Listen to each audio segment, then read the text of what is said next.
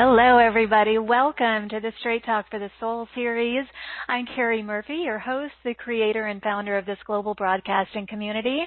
I want to extend a bright and a beautiful good morning, good afternoon, and good evening to each and every one of you joining us from around the world. Welcome to our sacred circle and our listening family. We are in the flow of season 10 here, and I love seeing this community growing and flowing and expanding with each passing day and month and year. I want to thank you for the gift of your time and presence today. I'm really delighted that you found your way home, and I say home very purposefully. I consider this community a safe haven, a place for you to come and just be each day, a space to get uplifted and inspired and empowered. So I'm really grateful that you're here. And please remember to subscribe to our show at straighttalkforthesoul.com. We have a lot of free gifts that we have assembled for you that we want you to enjoy, not to mention all your replays from all of our shows. You can also find us on iTunes and YouTube and in our Facebook group.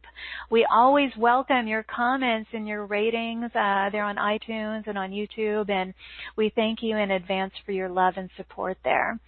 And every day that I come here, I feel a lot of energy flowing today. But every day that I come here, I do so with an invitation to each of you, an invitation to open your heart and really allow me and this community and our shows to be your sanctuary, a place to be reminded of your creative power and potential and, of course, your light. That's my intention, for you to feel supported and never alone. I created this community, as I have with all of my communities, to provide love and enthusiasm and tools and assistance and guidance to support you on your journey of spiritual awareness and expansion and evolution. And I am intending for that today, as always. So it's a good thing you're here. My beautiful friend Lisa Barnett is back. We're rewriting your Akashic records today. That's what we're talking about, because this is what will support you in really healing your life. So I hope that you're ready for that. That is our focus. And it's never a mistake. Whoever's here, it's never a mistake. So I'm so grateful that you're here, because if you've ever wondered if you came to this life with a purpose, and you did, and a plan, we're going to talk about that. We're going to talk about if you really can rewrite your soul contracts. And Lisa is an Akashic Master guide. She's a teacher. And we're going to talk about the Akashic records, which really hold the answers of your soul. Lisa's going to support us in clearing emotional scars and experiencing the energy as she walks us through some simple processes to clear our karma. She's going to do some group clearing today. And I really feel that her work has some life-changing effects. She's been here before, and the feedback was beautiful and wonderful, and I've known Lisa for years. So she is an international best-selling author of From Questioning to Knowing, 73 Prayers to Transform Your Life, and The Infinite Wisdom of the Akashic Records. Additionally, she is the founder of the Akashic Knowing School of Wisdom, where she's taught thousands of students worldwide how to access their own personal Akashic record. With more than 20 years of experience in spiritual healing, Lisa teaches these simple tools which empower individuals to find greater fulfillment, happiness, abundance, and health. Lisa helps you align with your soul path, understand your soul contracts, and complete your karma and vows. So today, you're going to learn whether your soul contracts are written for life, if that's the case or not. You're going to talk about how we make these soul contracts and how to know when they're complete, plus how you can update your Akashic record and how to rewrite your karma. You'll also receive healing and clearing and energy transmissions from the Akashic Masters. So it's going to be a beautiful call today.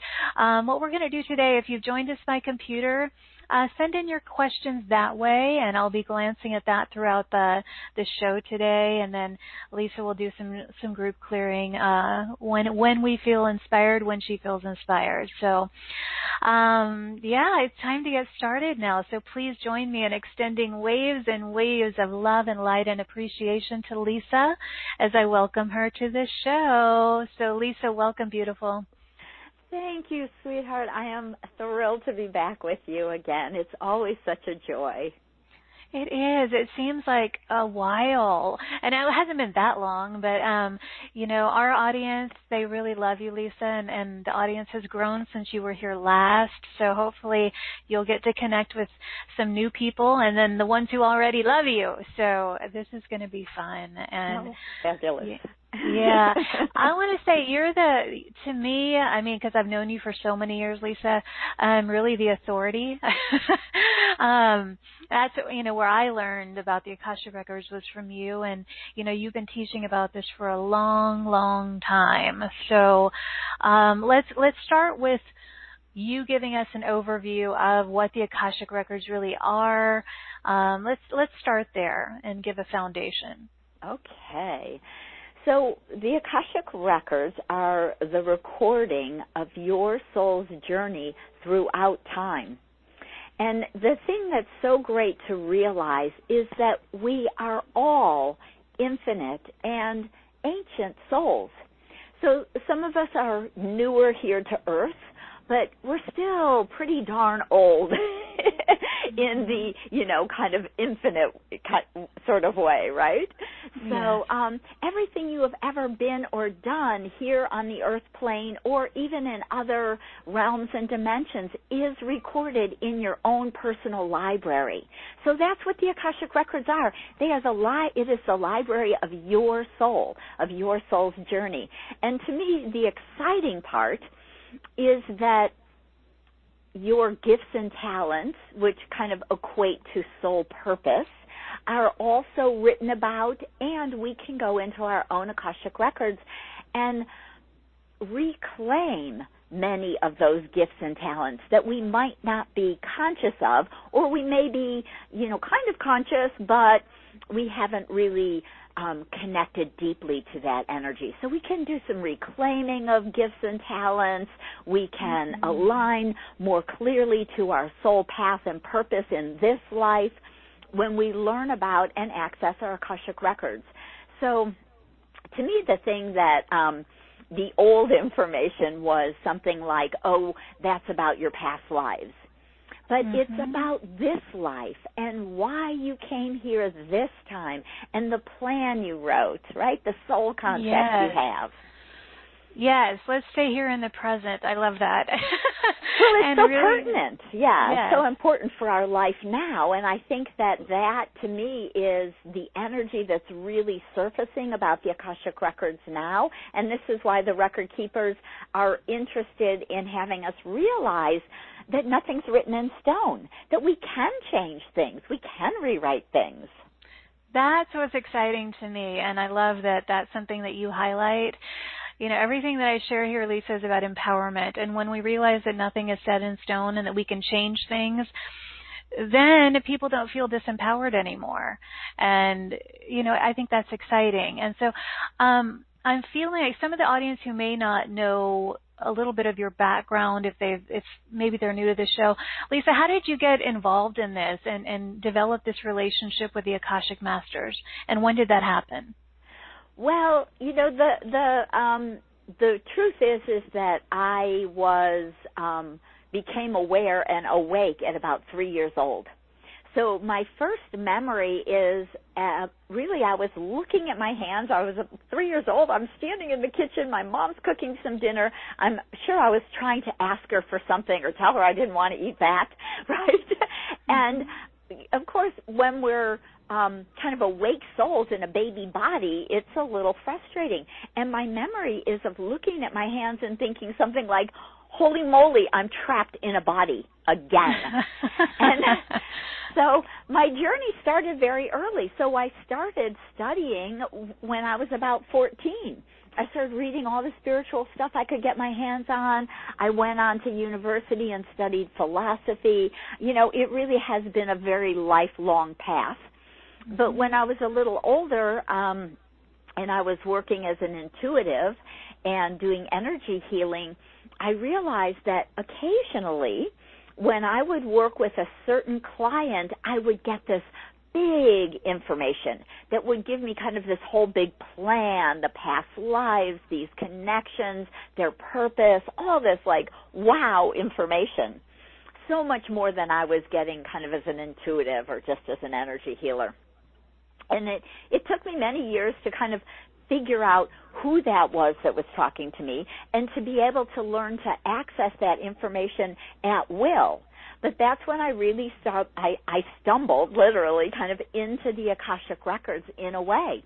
And again, I kind of went forward to really connect very deeply, and eventually the record keepers asked me to help them to ground this energy back on the planet, because it had been pulled away from Earth for about 1,000 years because people were misusing all of this information that was in the Akashic Records. So this is why it was kind of unknown for hundreds and hundreds of years, and it really wasn't until the age of Aquarius dawned back in the 60s that we were able to start to access this energy and information again with greater ease. And every year it has gotten easier, and I've just seen these huge leaps in the last even 1 and 2 years. So many people who are embracing it and starting to do, you know, Akashic readings and you know, really jumping into it. So it's been a lifelong kind of journey for me. Right. And I don't remember how many years ago you and I first connected. I know I wasn't living where I am now. It was years ago. But anyhow, as you were talking, I wanted to ask you, who are the record keepers? So each person has a group of beings of light that keep our records. And I like to look at it like you have this whole big library with, you know, thousands of books, each book, say, representing a lifetime here on Earth or somewhere else. And these beings of light really are your librarians. They are here to guide you and support you, to share important information with you. Just like a librarian, if you would say, tell me about a lifetime in which I was able to write, in which I was a published author, they would go find that book for you, and they would tell you the story about that lifetime in which you were a published author. So they are a group of very pure, unconditional love. They have never been human. They have really just individuated from source and volunteered to be of service to us. And so they're pure light, pure unconditional love. And I would say that most of us have, you know, a dozen or more record keepers in our library. That's fascinating, because so when you're going to bring in the record keepers later when we do some group clearing, is this just sort of a general group? Because the way it sounds like from the way you just described it, if we all have our own keepers or librarians to our vibrational library, the group that you bring in, is this sort of a broader collective for this? Right. So specifically for your show today, Carrie, I asked the record keepers, who are kind of a collective group of record keepers that connect to the Straight Talk for the Soul listeners that are listening to this show today or whenever you listen to it. So the record keepers who show up are really kind of connected to the group who's listening to us. How perfect. Okay. Yeah. Perfect. So it's a little more specific for the listening group, although, of course, I'm not opening anyone's record specifically. So we do that with consent only. So it's important for people to know that, you know, your records, the reason that I don't do personal work as much on the shows, because when I go deep into someone's records, it's really with specific consent and really that person's kind of name connecting deep into someone's energy, their soul, their soul wisdom. But all these record keepers come forward that are connected to this beautiful group energy of your listeners. So it's really lovely, and I think you were feeling that energy. Maybe even the listeners are feeling that because the record keepers are already here and surrounding us. Yeah, I felt it probably about 30 minutes before the show, and I thought, goodness, there's a lot of energy. I need to get grounded. Right? I wanted to play my playful dance music at the beginning, and I thought, no, I need to just stay a little bit grounded here because there's a lot of energy. But so let's talk a little bit about a person's soul path or purpose. You know, we get questions about that a lot on this show from people who write in on the show or to me personally. So how do you describe that? What does it mean when we talk about a path or a purpose, a soul path? Yeah, so I think it's really helpful for people to understand that all of us have numerous purposes. Right, I always say, wouldn't it be so boring if you only had one purpose in life, right? Exactly. Like, some of us have the purpose of, say, being a parent. But if that was your only purpose, what would you do after your children grew up and you were an empty nester, right? Mm-hmm. So we have, so many, when we write a soul plan, we have people we want to support in the world. We have our own soul growth, which is often connected to some kind of karma or learning. We have our gifts and talents, and again, more than one gift and talent that we want to share with the world. And so our purpose is connected really to kind of all of that, to the soul plan, but very much to the gifts and talents we want to share with the world. So a good example would be, I just use myself because, I know myself. Right choice. So, I can look back from before I was working in the records, but when I even look back at it, being a 3-year-old and becoming conscious that I was a soul kind of trapped in a body, when I was 14 and starting to read, spiritual literature and study philosophy, my big soul purpose in general is as a communicator, and specifically to communicate and share spiritual divine wisdom with humanity. Mm-hmm. So we have very often these kind of big soul purposes, and often when we realize what that is, we can be overwhelmed and think, well, how do I do that, right? And this is where our free will and our choice gets to come in. And for some of us, we start to study spiritually. Maybe we become a yoga teacher, and that's a comfortable avenue for us. And we can maybe have whatever our corporate job or career, but being the yoga teacher, and that might expand over years. So you might teach yoga for 10 years, and then maybe you start to you maybe write a book about your experiences or your own awakening, and then we continue to kind of go forward, and we get to choose, which is really the lovely thing to always be aware of. We get to choose how much, how little, how fast, how slow we want to express even our soul purpose. Exactly. Yeah, it's like the purpose unfolds in layers, and it's really fascinating, and I love how you just described that. And I also love that you're sharing that it's not just one thing. I think sometimes people get caught up on one thing and then they feel like they're failing because they haven't figured out that one thing.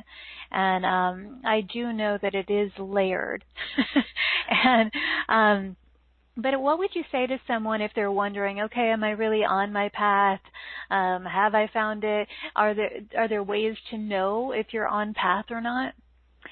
one of the easiest ways to know, and this is the kind of stuff that, we always find funny, is that we're often looking for, either a huge epiphany or something that we know we have to do and it's a whole lot of work. But the truth is that often when you're on your path, when you've connected to some of your purpose, it comes with ease and grace. It's easy. It's natural. Mm-hmm. Right? And it's fun and joyful. Absolutely. Right. So, for one person, their communicator may show up as someone who loves to talk, right? Like me. So, for me, the easiest way to communicate is exactly like this, is to be on a beautiful, inspirational show like this with you, Carrie, right? This is like the most fun way to do my work, to be on my path, right? The writing the books, not quite as easy. But it's part. But you've done it very successfully. But right. Yeah. It takes a little bit more focus. Yes. And yet, I found that because I do it through the Akashic Records, I can just channel that information. It flows to and through me with great ease and grace, and I found an amazing way to do that. So at first it was very daunting before I, wrote the first book, but then once I found that I could just flow through me and I didn't have to really do or know or think a whole lot of stuff, I was like, wow, this is easy. Mm-hmm. So often our purpose is that, right? The easier stuff. Well, and you help make it easy for a lot of people. I mean, over the years, you've worked with a lot of beautiful souls who are drawn to do work like this, and simplified it and made it fun and enjoyable. And so, hopefully, you'll help a lot more people today with that. But let's talk about, you had mentioned before how a misuse caused us to not have access to these records for so long, but now that's changed. And now we do have access, and we can actually rewrite these Akashic records. So talk about that and how we actually have the capacity to rewrite them, because that's fascinating. I mean, if we came in, okay, so let's say this. If we planned something and we plan to come here and experience something, and that's in our record, so what's the purpose of rewriting it? Like, is it just changing our mind? Like, no, I don't want to do that anymore, or it's too hard, or what's the purpose for that? Right. So if you imagine that before you came into a body, you wrote, say, 40 soul contracts with all these different souls to connect with them in some way or another, right? So some of them are going to be with your parents, but not always. Sometimes with a sibling, certainly often, but again, not always with your very own children.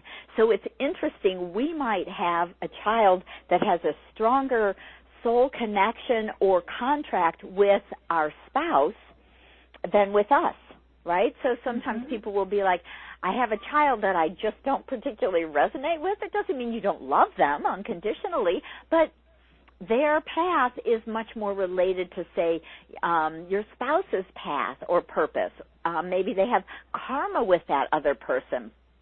So you have a contract to be the mother, but not all this karmic, kind of deep stuff that sometimes is the challenging stuff. So it's good to know that, because, I find a lot of times parents will feel bad, like, I don't know why I don't, have a deeper connection with my child. And it's really because we didn't write that contract with that soul, right? We can't have a soul contract with everybody in our life. So, interesting. Yeah, so when we can understand that, one, that just helps us to kind of release blame on ourselves for not being a good enough parent or whatever our story is, right? But we often also write soul contracts to complete old karma. And karma in the records is really about learning and growth. It's often about ending an old pattern that may have been going on for numerous lifetimes. So you might marry somebody because you know you have this deep connection and this contract with them. And it really is much more about finishing some old karma. And when that learning, that growth, that consciousness is achieved, that contract can end. And that might mean that it's actually time to move on and do something else. But often because we've taken a marriage vow and we feel that, we should stay together forever or this lifetime, we have issues about ending that contract. Well, the truth is that contract is actually ended already, and this may be why you and your spouse are going two different directions and maybe feeling bad about it. But on a soul level, you've completed what you came to do. So it's becoming conscious. That one's not actually rewriting or redoing, but it's becoming conscious that this is complete and it's okay. Right? Now, there's another thing that sometimes happens is you may have come into that relationship, maybe that marriage, to finish some old karma, and your partner is very unconscious. They don't want to do the work. They don't really care. Maybe they're still in denial. Maybe they're still, kind of escaping the relationship by being a workaholic or an alcoholic, right? So we may find we're married to somebody we have some karma and a soul contract with, but they're not doing their side of the work. So it is okay for us to do what we can do and then to kind of rewrite that contract by ending it, by saying, I've done everything I can. I'm rewriting I've put my best effort in. And now it's time to bring it to a completion because the other person isn't holding up their side of the contract. Yeah, and I think a lot of people are relating to that. I'm kind of glancing through our webcast questions, and there are quite a few people who've written in about something similar to that. And I think that it gives people confidence in how they're feeling, perhaps. Because like you said, maybe someone feels obligated or guilty because, maybe they're in a relationship from what I'm reading too. And what do? And they feel stuck. And so what you're saying is this is about empowerment too, and realizing things can change and nothing is set in stone. That's beautiful. Yeah. Beautiful. And it's when we can work in our own Akashic records, whether we learn to do this work for ourselves or we get some help with a consultation, one of the things we're doing, the rewrite piece, is part of it's about the consciousness that I've actually done everything that I can do. I've held up my side of this contract, and I'm rewriting it to bring it to completion because it's not completing in a natural way. And then we can actually energetically bring that contract kind of into this present time so it becomes released and unstuck. So that helps the person who's feeling stuck, who's maybe feeling bad or even guilty about wanting to leave, whatever that might be. We can energetically shift that energy so that they can get unstuck, that they can kind of feel that it's okay to move on. Because in the end, the person who isn't stepping up, who isn't holding up their side of the contract, they will need to go on and finish that karma for themselves, whether it's in this life. They may find they end up in repeating patterns. They may find that they have another relationship or two that ends up the same way before they kind of wake up and say, oh, I'm kind of trapped in this repeating patterns, and this must be about me because it's always for me, right? So that's where the soul has to go, and so, to kind of wake up and start to change it, and then they'll finish that contract on their own. You held up your side, they get to finish the contract on their own. So energetically, we're rewriting it by saying, my side is complete, and we can close and end this contract now. Well, and this can apply to anyone who's feeling sort of like they're in this energetic quicksand, and can't really move, or and so this can really free people up to focus forward and really move on with their lives in different ways. And want to talk about some other questions in the webcast in a bit, but I want to ask you, because this feels pertinent, it feels important, how our past lives, which are, everything's really kind of concurrent, but how do, quote, past lives affect our present life? Yeah, so all of our past lives, or numerous of the past lives we are choosing from are written into our soul plan. So when we write a soul plan to come to Earth this time, we're doing it very, very consciously because we want to share gifts and talents, because we, at this moment, really want to be here to help elevate the energy, the consciousness of humanity so that we can really flip into this fifth dimension, so that we can create heaven on earth. So all of the light workers really are, came because we're so excited that we can make this shift this time.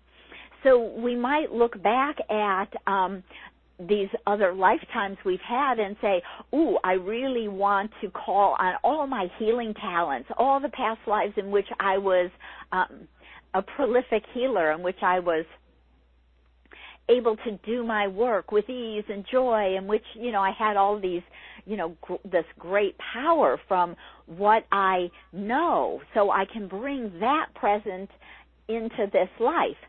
Now, we also will often say, while I'm at that, since I'm coming back to be a healer, I think I better clear all those traumatic past lives where I got killed for doing that. So we might bring some of that energy with us, too, so that we can complete that karma, we can get conscious about our gifts and talents, and we can release that old fear and pain of being seen that we're carrying with us from other lifetimes. So our past lives are informing who we are now. We never come here with no baggage. We never come here like a brand new, clean slate. We have all of this, which is fabulous, the gifts and talents, fabulous to bring forward, as well as some of the pains, the traumas, the old contracts that never got completed, which we, can call related to karma. And then new contracts, people we want to support in this world, people we want to connect to in this lifetime. So it's really very much about mutual support. We write a lot of soul contracts to be with people again. Sometimes they're our soul family members. Sometimes they're souls that we've just known from other lifetimes. We're like, we had so much fun together. Let's come back together and share this. So our past lives that really inform all of that when we write that soul plan.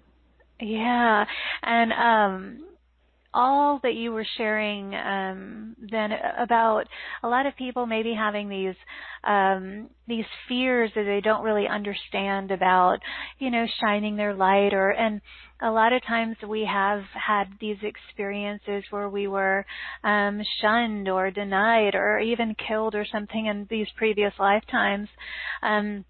And so it's really good to get support with that. And also, we create vows sometimes, vows of poverty, vows of celibacy, vows of this and that and the other. So talk about that a little bit and how someone can overcome or change or move beyond these vows that clearly they may not be conscious of, but talk about that a little bit because it feels important. Yeah. It's interesting because over all the years of doing so many, reading and healing sessions with clients, what I have found is that vows are some of the stickiest energy around. So, I always love to clear them because that is one of the things I think that are connected to our block so much. So when we've come to share, say, our healing gifts, our spiritual gifts, our really, kind of transformational consciousness wisdom with the world, which all the light workers have come to do, we have been very spiritual, conscious souls in other lifetimes too. So, of course, most of us have been monks or priests or nuns or ascetics. We've done some deep spiritual work in many of our different lifetimes. And in some of those lifetimes, we have taken these vows that are, part of a church or part of a group that are often vows of poverty or chastity or celibacy or there's a third one. Sorry, I'm just drew a blank on it. But anyway, so these vows can be really sticky. So I have found that they are not that hard when we go into our Akashic records to see them, find them, and release them. And part of that release comes kind of in two levels. One, bringing that consciousness, that truth to a client, to a person, to a student, so that they can go, oh, aha, yes, I can almost remember taking that vow of poverty. I remember that feeling. I relate to that feeling that I'm not supposed to charge for my gifts, right? Mm-hmm. Let's get rid of that. So consciously, we're bringing that into our awareness, and it makes, right here and now, it makes it so much easier to let that go. And then in this field of the records, again, we're asking our record keepers to help us to clear, to release, to delete that vow because it's no longer valid in this lifetime. Mm-hmm. So, not only we have so many vows, it's crazy is what I find, and that's why I say they're so sticky. Sometimes we've been really, really wealthy, and we misbehaved because we had way too much money, right? And so we're like, oh, I am not a very nice person when I'm rich. I don't ever want to be rich again. And that's actually a vow. Sometimes we make these deathbed vows. Right. I will never do this, or I will never, Right? Or always, or forever. And so I am a big fan, and this is kind of it's my silly story when I was first married. We just celebrated our 28th anniversary, so this is almost, 28 years ago. I remember my husband saying, I will love you forever, and I would say, please don't.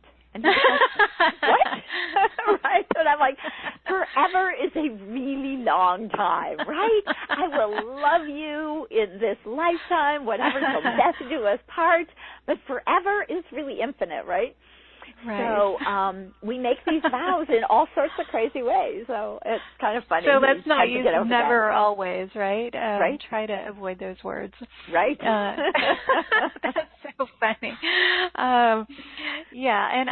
And maybe in a little bit we can do some work on some of these vows. I think that and in a group like this, I feel that everybody listening to a call like this has healing capacities and intuitive capacities on some level, and perhaps maybe they're feeling hesitant or fearful of sharing them or something like that. So maybe we can do that. But I want to address someone wrote in, and it's an interesting question. I'm going to try to find it because there's so many in here, but and it was about, basically the question was, do you feel that contracts are made?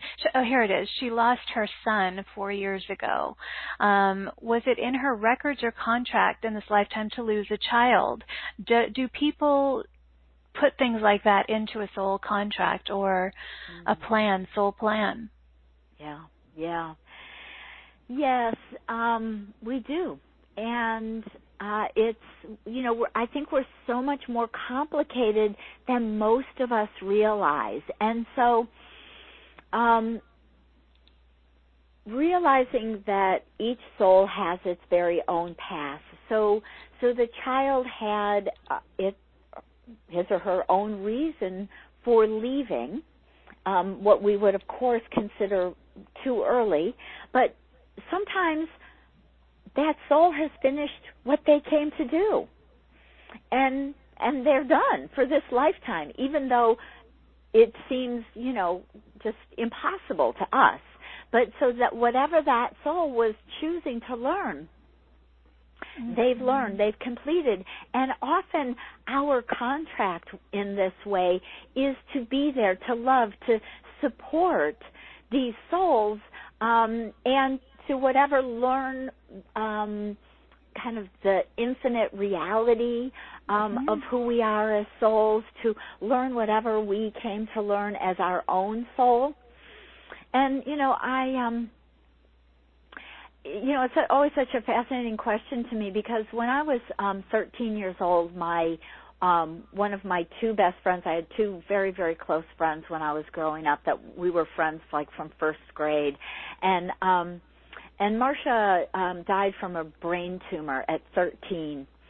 And she was in a coma, and I prayed all night long for her. And the next day she crossed, and I was so angry. It still brings up emotion. It's been a huge piece of, kind of my life and my connection in the world, because that really triggered me trying to figure this all out, to understand how this works in the world. And then it was kind of interesting, I guess, at the moment now, but traumatic, because the other best friend died at 19. And so I seriously left my spiritual path for probably a good almost 15 years. I was so angry at God. Mm-hmm. So, I understand that kind of deep pain, and the reasons are, I think, so big that it's hard for us as people to understand the why, because it's not a human why, right? It's really so much bigger about this infinite life that our soul is living and what we're choosing to do. And sometimes we come for a very specific purpose, and it may be very short. Sometimes we come really to draw attention to something, and that might again be very, very short. And so we really do write these contracts in that way, to support the souls that are here for a short time, to learn the infinite reality of our souls, and to be the light often for other people who have that same experience. Well, that's precisely what she said, and it's Deborah from Washington, D.C., and Deborah, thank you for this beautiful sharing here.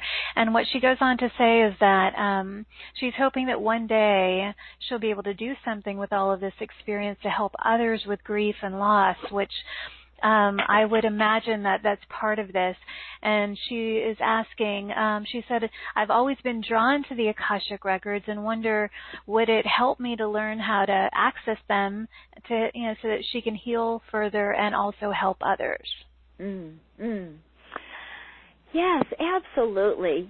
What the record keepers have said to me so long ago was that we all have not only the ability, but really a calling. This is part of who you are as this ancient wise soul. And so this is part of one of your soul gifts, to be able to connect into this information so that you can be supported by the record keepers who are just pure unconditional love, so that you can yourself, right, learn the answers to these questions, so that you can feel the truth in the energy, in the wisdom. And, that's really the way that I healed myself from the trauma and the loss of all of my best friends, was to be able to come to really understand more personally what was going on, what my contracts were with my friends, what their soul reasoning or path was. So yes, I really believe that this is one of the beautiful pieces of who we are, and the gift is to be able to have that and use that every single day. Right, and it's so helpful. I mean, the depth and the layers of introspection I find that occur when we have loss of that, just the supreme kind of loss. It really can fuel us into the greatest levels of service, because developing that level of just connection to the eternal nature of who we are, and just, I don't know, I have found that the deepest pain we go through gives us the greatest courage and strength and capacity to help others. So I always see that as a gift, even though, gosh, it's hard. But okay, I want to go to another question. Soleil from Reno says, I understand that there are specific prayers required for opening the records. Is this really necessary? Great question. No. Actually, honestly. So people access the Akashic Records in different ways. As I was sharing my story, I would stumble into the Akashic Records. Now, the interesting thing is that when I was studying as a healer, my healer teacher taught us about the Akashic Records, and she actually would say, go up to the gates of the Akashic Records and ask the record keepers for energy for your client after you've done a healing for them, so they can be filled up with this beautiful Akashic information and energy now that you've done some healing. But you cannot go into the Akashic Records. They are closed. And so the fascinating thing was that she had learned and was still teaching the truth that was pre-1960. And so I believed for all those years that I was not allowed to go into the Akashic Records. So when I started to get this big information, and I actually would kind of hear it like a big booming voice because they were really trying to get my attention, I would never think that was record keepers, because I was told I couldn't go there. Like I could download information or energy, but not go in the records. So it kind of took me an added probably 5 years to figure out who I was really talking to. But it was really hit or miss. It meant that I would have to connect to a high vibrational client. We would have to be able to energetically raise ourselves vibrationally into this energy.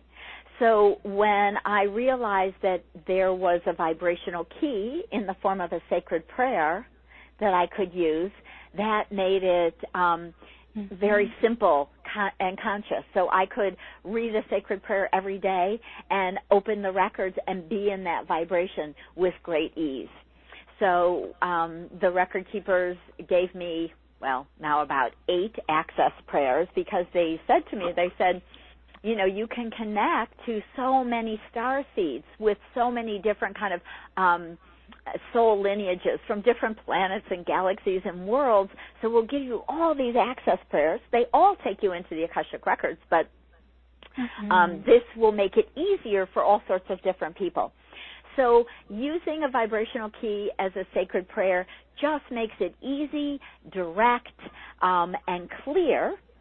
And, many people have learned to access the records through a guided meditation or visualization, which, personally it can be lovely, but I don't find that it connects me up as clearly for the asking specific questions, getting specific information.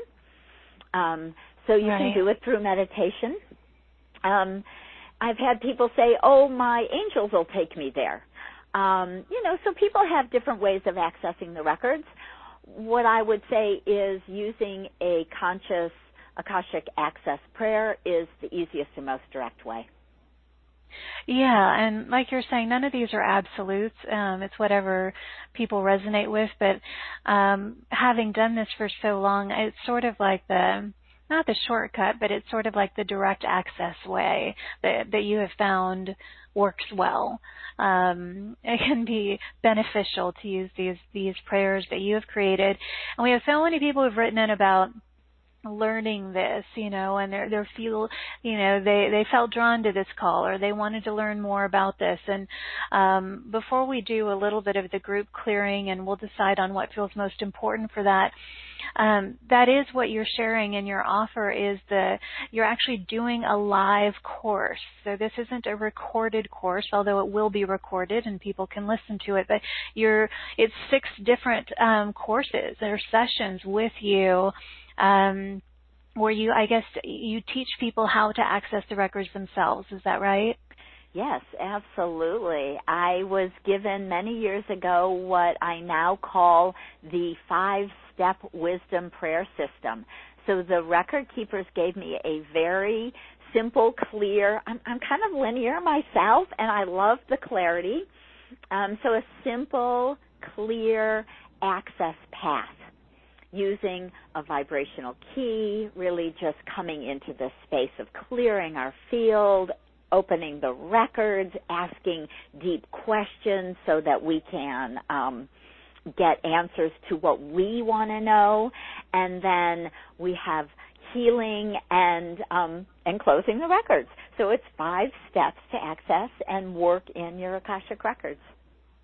Yeah, and it's, and I said this probably last time you were on the show, but when you and I originally connected many years ago, that's how I learned, was through you, how to access the records, and it was through your course then, and that was so many years ago. I can only imagine that it's been refined and upgraded Yep. every year. Yep.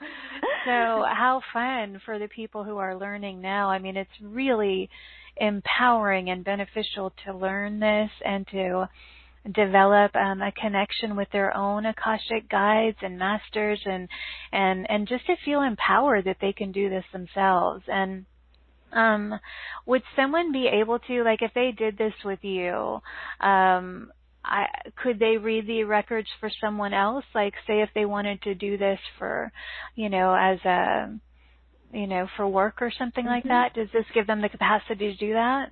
This specific course does not.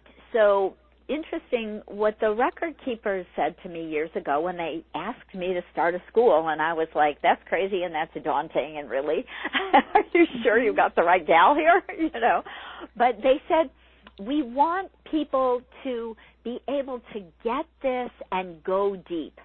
So they said, we will give you information and depth to do what I have named, or they have named, Akashic Self-Mastery. So you start with this first course, and this is really about learning to read, because it's simple and clear and direct, but, like anything that is deep and profound, it takes a little practice. Absolutely. So this 6-week course takes you really into opening the records, going in deep, starting to ask questions, get information, get comfortable. And I find that for many of us it takes, most of this 12 hours of course. Now you start getting information after the first session, after, an hour or two, but we practice, we go back around, I teach you healing tools, clearing prayers, meditations to call your energy back, to help yourself to get more grounded and create stronger boundaries, so you're really aligning to your soul work and purpose. So much information in there to help you do this with ease and grace, and clarity to make sure you are accessing the Akashic records. And so that is this course, and then people go on and go deeper into information about healing past life traumas, rewriting soul contracts, understanding our ancestral lineage, our soul lineage, deepening it into our creativity. And they even added recently a part about healing our unworthiness and our trauma, so we can move into a place of pure unconditional self-love. So then we go on to career. Yeah. Then we go on to do the work for others, right? Right. It starts within first. And, I love that people would learn how to clear their own karma, release their own contracts and vows. And I think that that's so important to be able to do that. And I want to highlight, if you're listening to this show right now live, Lisa's course begins on Wednesday, January the 30th, which is a couple of weeks from now. But if you're listening to this later, you can join in, I'm sure, whenever you decide to participate. But every call will be recorded, so no matter when you're listening to this, if you want to be a part of this and learn how to do this, Every call is recorded, so you will get it. But if you're listening live again, it begins on Wednesday, January 30th. And what an empowering way to move into a brand new year, right, Lisa? Like being able to feel unstuck. How to get yourself unstuck. Yes, absolutely. If you really want to get unstuck, this is diving into your own soul's wisdom and guidance so that you have that every single day. I love to do Akashic readings and healings for my clients. I love working with people. But the truth is that what the record keepers have asked me to do is to help empower humanity by teaching them how to do this, to teach this empowerment tool so that you can have this every day. It doesn't mean we don't ever need help. I mean, let me just say, I occasionally call some of my friends who also, who have trained with me and teach under my school's umbrella. I'll be like, hey, I'm too close to this. Can you give me a hand, right? We all need help in community, always. But to have this every single day, to be able to just check in, what's the highest and best thing for me to do for myself, for my family, for my community today? They're beautiful, kind of simple questions I teach to help us empower our lives, our daily lives.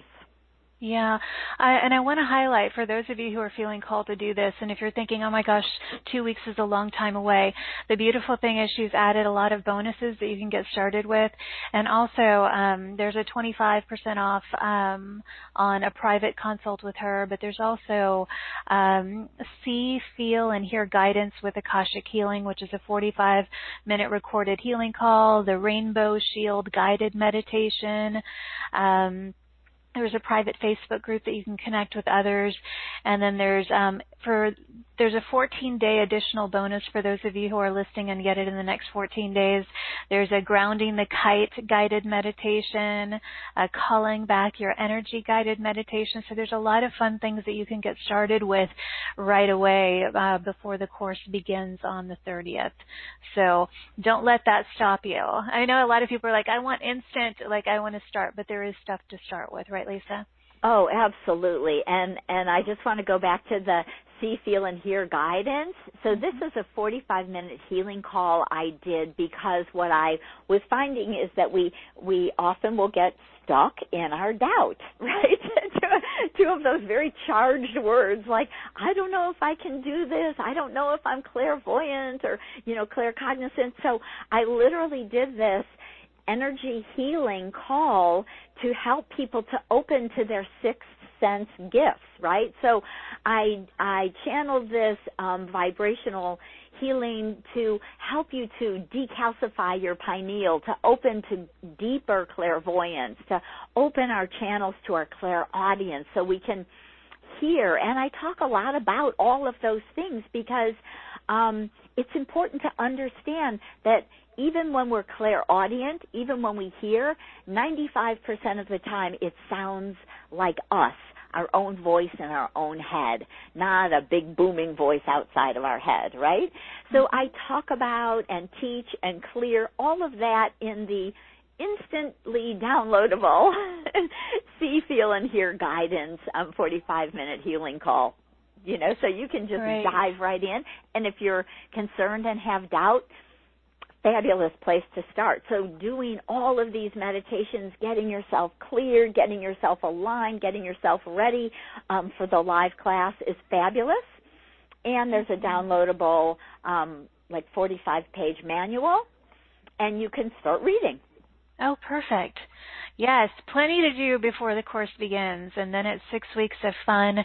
And like I said, if you happen to be listening to this months from now, they can still get this and listen to it even once the course is complete, right, Lisa? Absolutely, absolutely. And of course, I always suggest that when people purchase it that you download the audios of each session because, you might not work in it, immediately. Maybe you get waylaid by something else, and you might want to go back this summer and go, oh, I want to re-listen to this, or, do this course over again and go a little deeper. So, yeah, just downloading it and having it in your own, personal library, physical library, is a fabulous idea.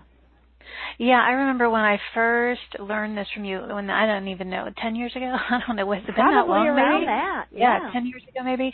That's exactly what I did. And then I would go back and listen again. But and I can only, like I said, I can only imagine how much more advanced and just laser focused it is now, Right. But anyhow, that's awesome. And for those of you who may be new to this show, if you've registered at straighttalkforthesoul.com, in your replay email later, we'll send you the links to this offer. But you can also find it at straighttalkforthesoul.com/marketplace. And then you'll find Lisa's just really vibrant picture. I was telling her, it's a beautiful picture of Lisa Barnett there. So click on that, and that'll take you to exactly what we're talking about.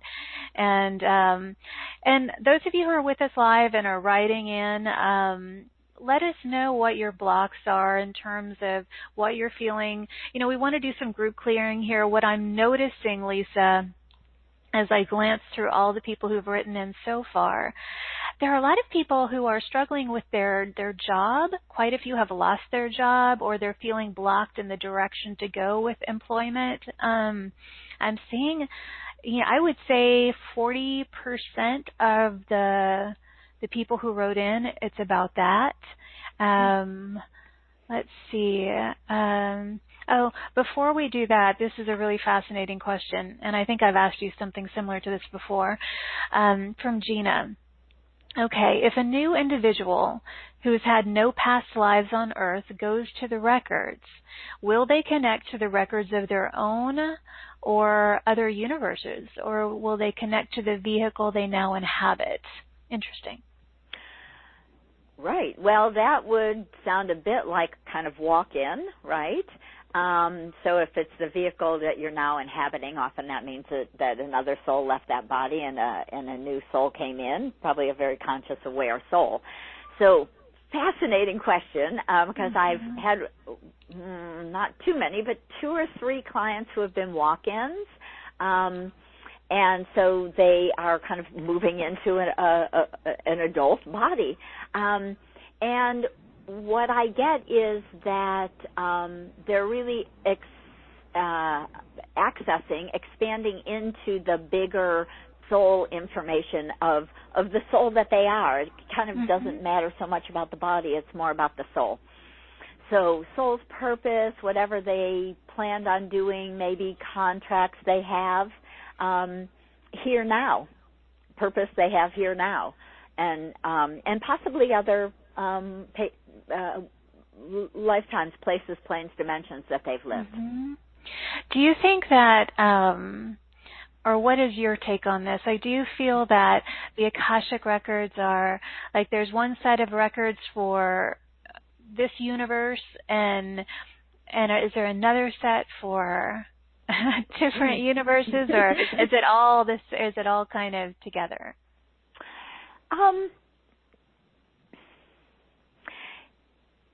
I see it more specific to the soul itself.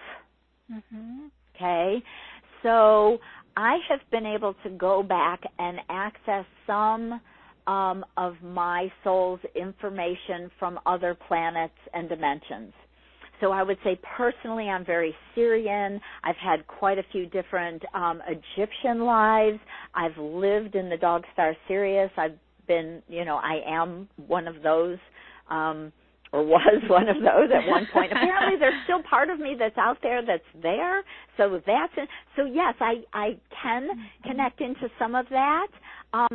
And so I think the best way I can explain it is that it's kind of the person's kind of depth and experience very often on how far we go. Because most of us have had hundreds and hundreds of lives here on Earth, and so really what we're doing is about here and now and sharing our gifts, but we can go check back in lives that were in this galaxy. I find it a little trickier, personally, to go into other galaxies. Doesn't mean I couldn't, just means I don't tend to. Right. So your soul's journey is kind of all written in your soul's library. Mhm. Okay, yeah. Did that make sense? Right? Yes, it did. Okay, so I'm feeling like, okay, other people are writing in about, it seems like there's just uncertainty. Like there's a few about, well, the latest was, where do I find my next home? I'm in need of direction. I'm unsure how to move forward. I'm getting a lot of that with jobs and living situations. So it seems like the theme is uncertainty.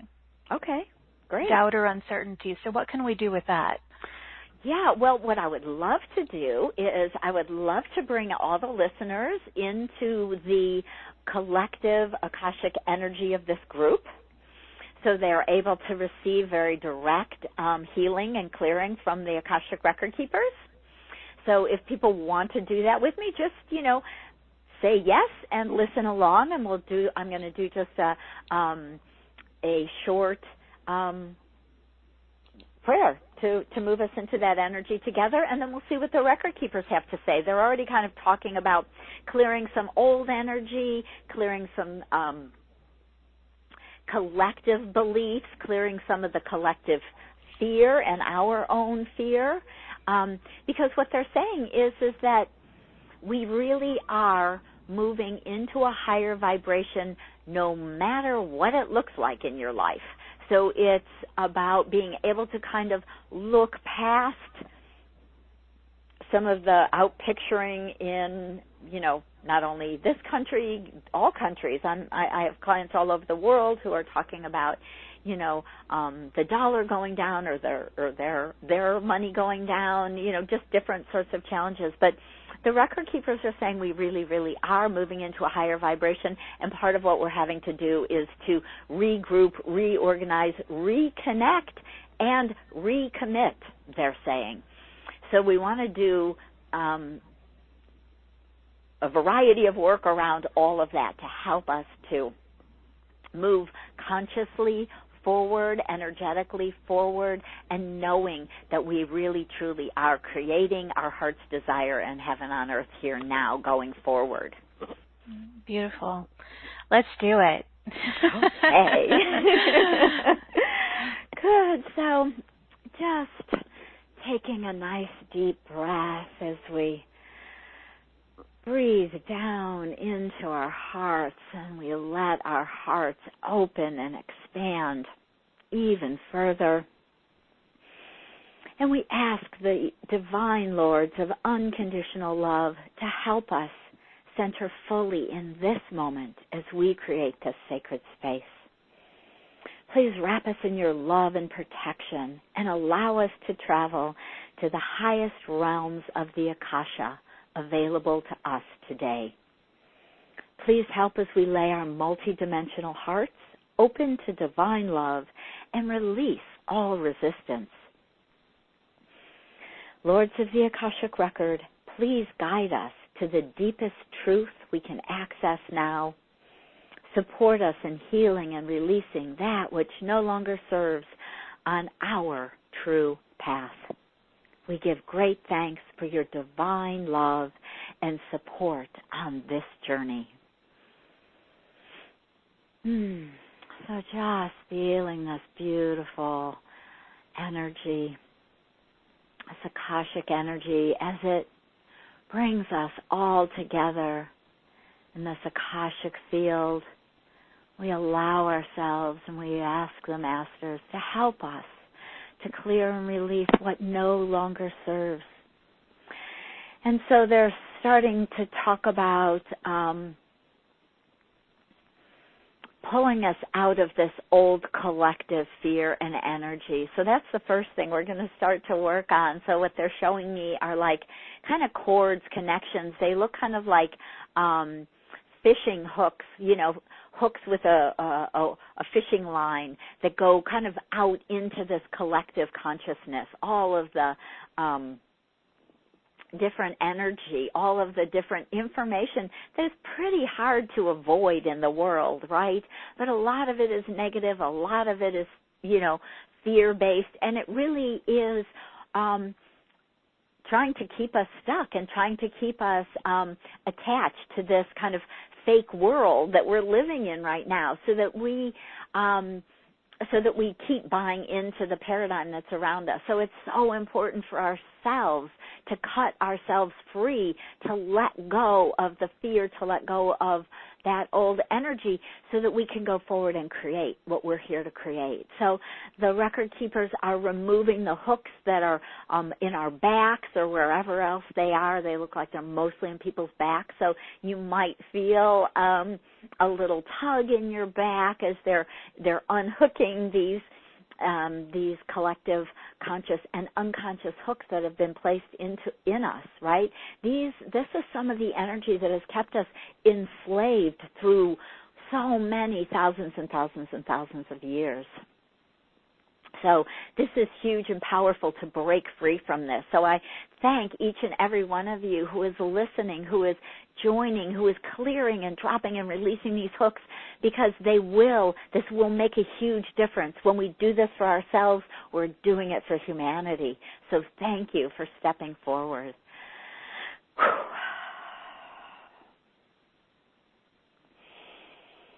Nice. And now they're clearing. I'm seeing all these like clouds be removed from people's heads, from our brains, from this fogginess, from this, and they're saying misdirection that we have going on in our head, in our brain, that's also, kind of attached to this illusion, right? This cloud of illusion that we've been living in all of our lives, and not just this life, for hundreds of lives. So they're clearing this illusion, they're clearing this misdirection, they're clearing these beliefs and these ideas that we have to work really, really hard to survive, that we have to follow what people tell us in order to survive, that we have to, kind of do what others, outside energy, outside influence is guiding us to do. This is why it's so important for us to get our soul's guidance, our soul's direction, our inside, right? Our inside story, the truth of who you are as a soul, instead of believing what other people tell you. So they're clearing that energy from our heads, our brains, our bodies.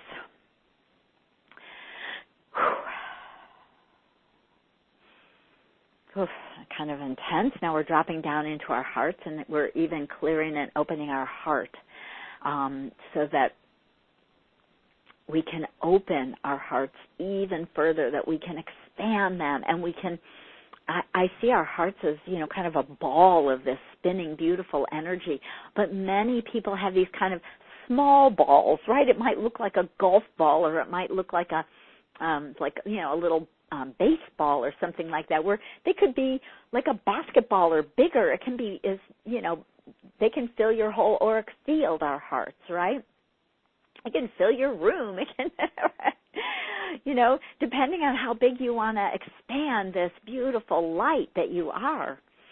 So many of us have been afraid to show our light, to shine our light, and a lot of that is connected here in the heart and also in our third chakra. So I'm hearing we're going to do a little third chakra work soon too, but keep breathing.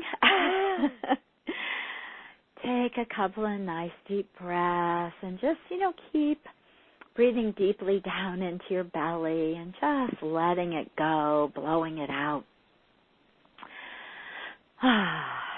Nice.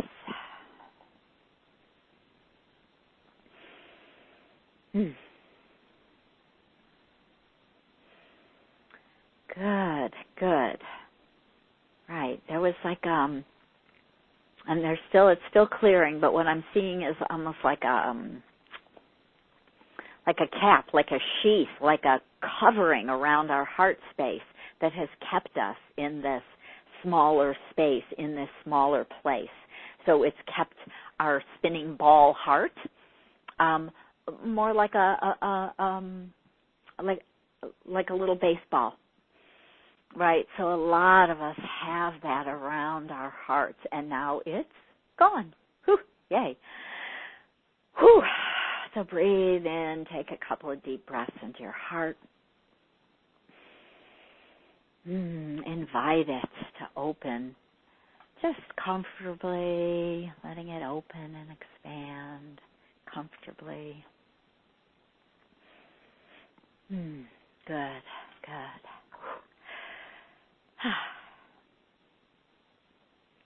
Nice. Okay. So we're going to drop down into our third chakra, and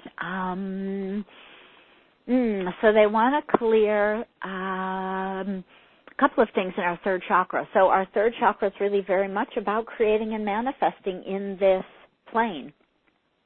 So in my course, I really talk a lot about as we can get really into our third chakra, clear our third chakra, all the layers, as we can learn to go deep into combining our heart and our fourth and our third together, really our heart's soul desire into this really manifesting energy of our third chakra. This is how we start to create really with great ease here on earth, is we need to come down, get really grounded, really embodied into this physical vehicle all the way down into our toes. So we really are into our first, second, and third chakras, which I know so many of us light workers, not our favorite thing, right? All that old mucky energy down in our first, and the second chakra with all those darn emotions, right? Third chakra kind of mucked up too. Anyway, so I'm just doing a bunch of group clearing on our third chakra so we can get those opening so it feels more comfortable to come down. Get deeper into that energy so we can start creating with greater ease and grace. And I know one of the things that we're really here to do, and I'm starting to see it just phenomenally showing up, is this instant manifestation. So really being able to know in our heart what we're here to do or to create or where we're here to live. So they're starting to talk more about some of these questions about maybe where do I live, where do I move, what's my next step for a job or a career. So this is what they're referring to that has to do with our third chakra. So when our heart is clear and open, when we can really live in that soul, light, and love, when we can drop deeply into our third chakra so that we can start to manifest with greater ease, and then we really know, and then your dream job will show up. Your great next apartment or house or city, if you're wanting to move, the where will start to show up. And we need to feel that deeply in our hearts and in our guts, in our belly. So really this is very much about clearing these spaces and deeply living in these places so that we can create that dream job, can start to create a business that is aligned to your soul path and purpose. So we can call our soul family members to us. So we have that great community, those amazing friends who are here to support us, or significant partner who's really been here waiting to find you, that's here to support you. So all of that is very much what we want to do and can do as we really go deeply into our records and heal our mind, body, spirit, right? Connect all of those our three brains together.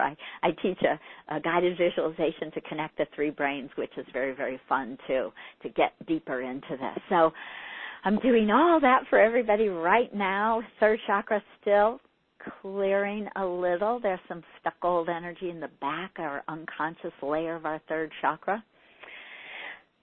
Blow that out.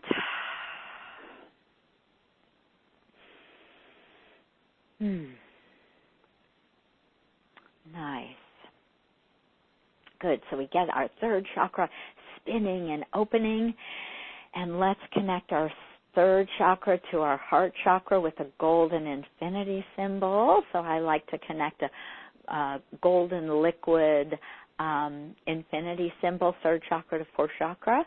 So we're really aligning that energy, bringing that together to create that field for greater instant manifestation of our heart's desires, right? Heart and gut.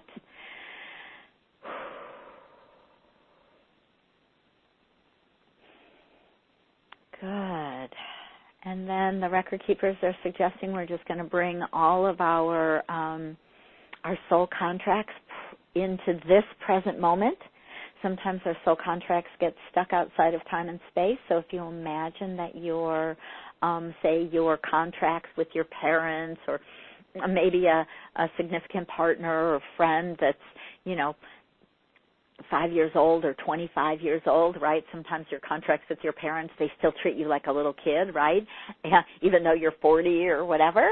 So we upgrade these. We're not rewriting them as much as we're upgrading and bringing our soul contracts into present time because they're still valuable and valid contracts, but we want your parents to see you as the adults you are, as the wise, women and men that you are now, not the little kids you were then, right? So upgrading these soul contracts, and that makes it easier also for us to know what our next step is, right? To feel that truth of who we are and start to expand that into the world, whether it's a new job or a new career, a new business you want to start, right? Whatever that is, new relationship. So all of that, bringing soul contracts into present time alignment is so important. Good. Okay. Take a couple nice deep breaths now, just breathing deeply all the way down into your body.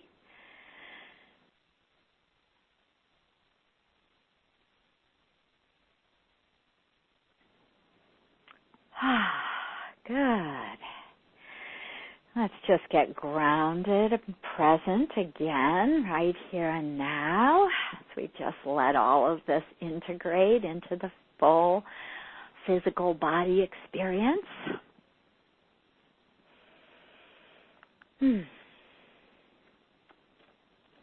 Lovely. Good. That feels good. Yes. That was awesome, Lisa. That was fun. Yeah, it's just so fun to just kind of channel this stuff through and see what shows up. That felt very powerful. So thank you all for bringing that forward. Yeah, we all did it together, and it was because of all of our energy and participation that those specific things came through, which was beautiful. And you are so seamless with your ability to do this, Lisa, not surprisingly after so many years. But what I'm feeling guided to share with those of you who want to work on this and become seamless at your own ability to connect with the Akashic Masters and your Akashic team, you can learn how to do this. It's Lisa, I really want to encourage people to join in your group, because I love for people to feel like they can do this. And yes, we all need some support in terms of learning steps and guidance and all of that, but you've done all that work so beautifully, and you can really help people to be able to do this on their own. And well, can I add? Sorry. Yeah. Can I butt in and add? The thing I'm so excited about is that it's live with me, which means that I am on this call. You get to ask questions if you're feeling blocked or stuck, or is this really from my record keepers? How do I know? All of those questions that we have show up while we're learning a, profound new process. And so I'm there answering these questions for you each and every week so that you can kind of get it. And I do guided meditations every week. I do these kind of clearings, whatever might be showing up, right?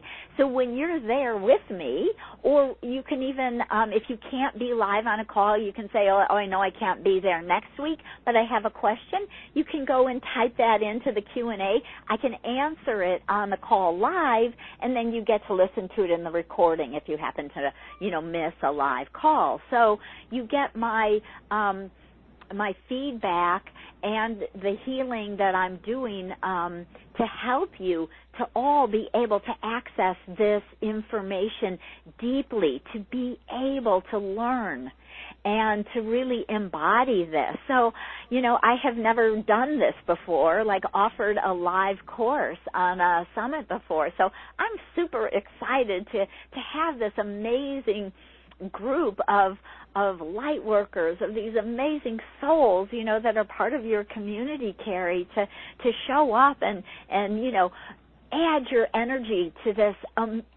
phenomenal expansion of the Akashic records that are now going on the earth, that have been waylaid for 1,000 years. I'm so excited that I get to do this in a big way. So, can you tell? I was just going to say, I can tell. I can feel it. And it's a beautiful community to experience that with. I mean, the souls in this community are amazing. And I want to highlight that there's a private Facebook group for everyone who's going to be a part of this, so you can connect with other people who are doing this, which is always fun.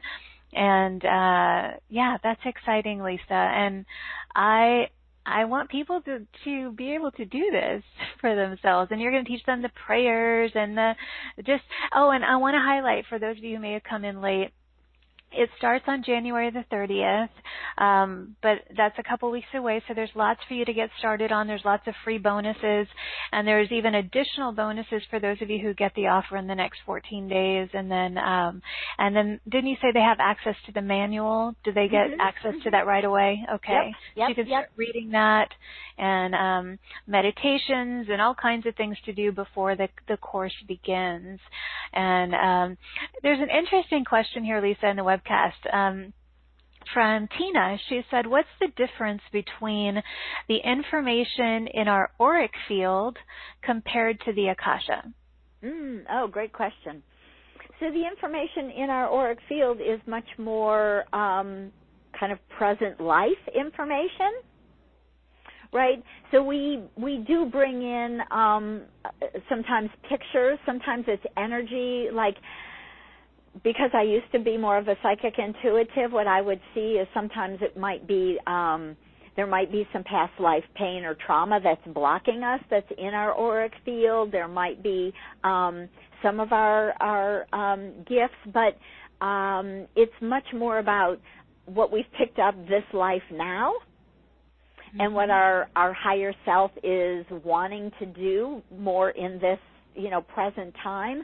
Whereas for me, what I found was that when I could go from that work, which is amazing and profound, back to the huge picture of who I've been throughout time, I could get. So why I came here now. So, I talk about my 3-year-old story where I really kind of was looking at my hands thinking, holy moly, I'm trapped in a body again. And I was honestly not happy about it. I told my mother I wanted to go back. And I really did for years. I don't want to be here. I want to go back, And so, but when I could realize part of my resistance is because I've been coming to the earth for over 40,000 years. I used to come as a whale back when the world was a frozen tundra, right? And I made a vow, let's talk about vow, to Mother Earth, to support her, right, throughout time. So I have this vow that's still going on here with Gaia. And then when I realized that this was part of my purpose, was to bring the Akashic information back to the world, to be a light, to be a guide, to be a healer and a teacher. You know what? I kind of got over myself and I don't want to do this, because I had so much information that I could understand, that I could, that really kind of changed my mind about life on Earth, if that makes sense. Mm-hmm. Yes, it does. It does.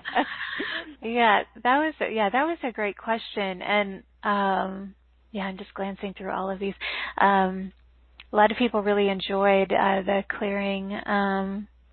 Rosa Maria was saying I was yawning a lot. I guess I had a lot of clearing to do.